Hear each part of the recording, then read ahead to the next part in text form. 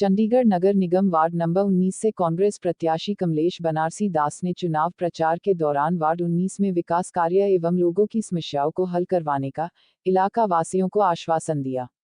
उन्होंने अपने समर्थकों के साथ डोर टू डोर प्रचार किया। प्रचार के दौरान आमजन से उनके पक्ष में वोट डालने की अपील की। स्थानीय निवासियों ने कांग्रेस प्रत्याशी कमलेश बनारसी दास के समर्थन जमकर नारेबाजी की।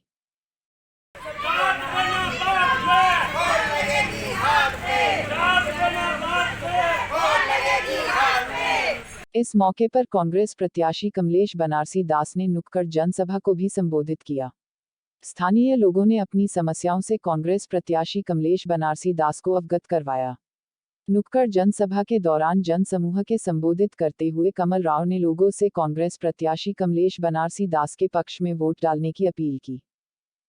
इलेक्शन लड़ रहे हैं, यहाँ से हमारे ताराचंद जी, आशा रानी जी, हमारे बीएम दास जी, हमारे और साथी जो कांग्रेस पार्टी के दिन रात इनके साथ चले हुए, मैं सबका यहाँ स्वागत करता हूँ।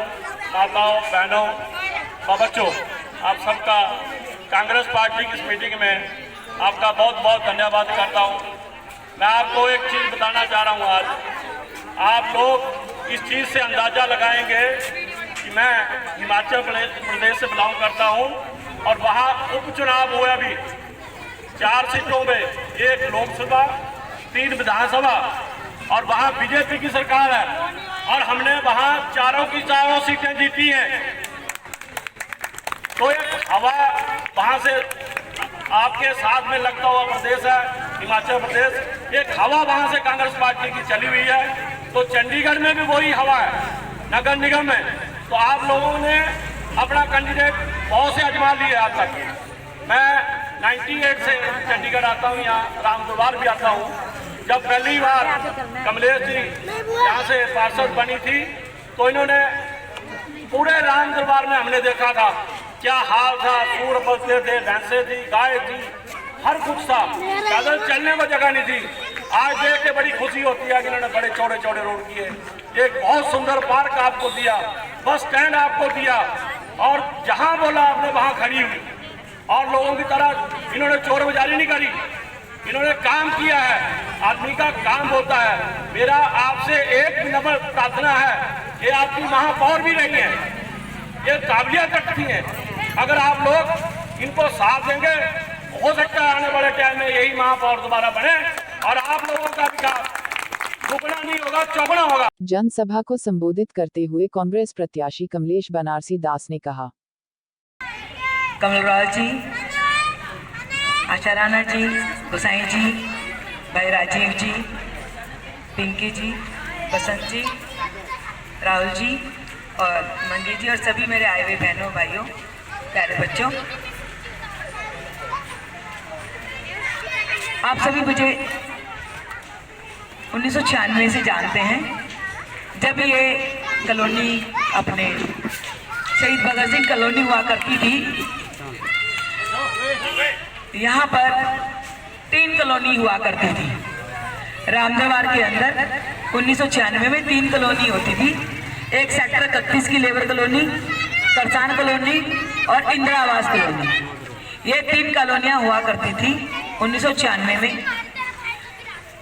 एक जानकारी देना चाहती हूँ, पुनर्वास का काम नगर निगम का नहीं होता।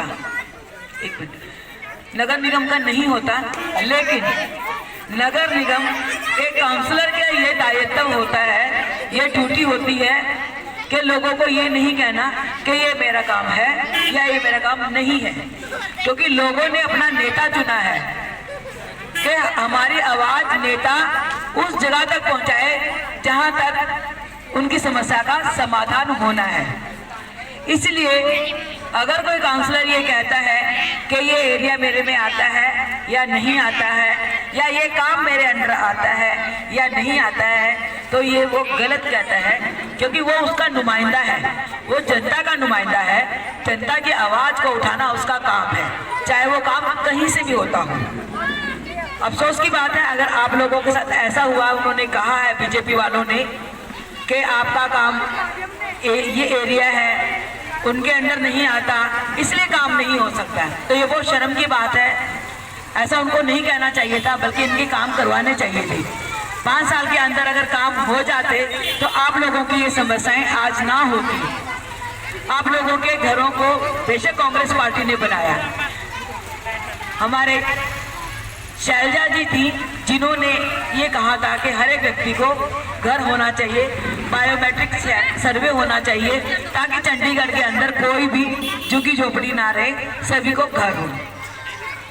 पर होता क्या है, प्रशासन में जो अधिकारी बैठे हैं, चंडीगढ़ एक राज्य नहीं है, चंडीगढ़ यूटी है जो केंद्र के अधीन आती है। तो जो अधिकारी होते हैं या अधिकारी ही अपनी मर्जी कर देते हैं, और अधिकारियों की सोच ऐसी होती है कि जो कॉलोनी में रहने वाला व्यक्ति है उसको वो सुविधाएं ना दी जाए, उनको उन सुविधाओं से वंचित किया जाता है, जिसकी वजह से यहाँ पर काम नहीं होते। अब आप देखिए रामद्वार कॉलोनी 78-79 में यहाँ पर पुनर्वास हुई थी, आप लोगों को पता होगा। तो तब से अब तक 1996 तक ना तो यहाँ सड़कों का मार कर रखा था भी ये सड़कें होंगी, इधर पीछे से कोई सड़क या बीच की सड़क या इधर की सड़क, ना जो फेज 1 फेज 2 का बीच का सड़क, ये सड़कें नहीं थी, ना यहाँ कोई गार्डन था, ये चीजें पार्किंग भी नहीं थी। जो मार्केटों के आगे आज हम पार्किंग देख रहे हैं वो पार्किंग भी नक्शे में नहीं थी। रामद्वार का जो स्कूल था वो मॉडल स्कूल नक्शे में भी नहीं था, ना उनकी सोच में था ना वो नक्शे में था। अब आप बताइए, जो चीज नक्शे में नहीं डाली, क्यों नहीं डाली? क्योंकि उनकी सोच होती है अधिकारियों की कि भाई ये कॉलोनी वाले हैं, बस इनको मकान दे दिए, छुट्टी चाहे वो जैसे मुर्जी रहे। वो ये नहीं देखते भाई इनके परिवार बड़े हैं, कम से कम 2-2 3-3 बच्चे हर एक के हैं, कल को बड़े भी होने हैं। कांग्रेस पार्टी जो सोचती थी वो ऐसे सोचती थी। रामद्वार आपके आगे उदाहरण है, जो कांग्रेस के जो खुद के लोग बैठे होते थे उन्होंने ये मकान दिए हैं आपको। आज 40 साल हो गए, 40 सालों में आज इनके परिवार 3-3 पीढ़ियां इसी घरों में रह रही हैं, क्योंकि उनको पता था कल इनका परिवार बढ़ना है और बढ़ने के बाद उनको उनकी एडजस्टमेंट करनी है, तो उस तरह से उन्होंने दिए। और जब इन मकानों को उन्होंने सिंगल स्टोरी दिया, एक कमरा दिया, तो शैलजा जी ने भी खुद उनकी इतनी क्लास लगाई, फिर आपने मकान दिए कैसे हैं?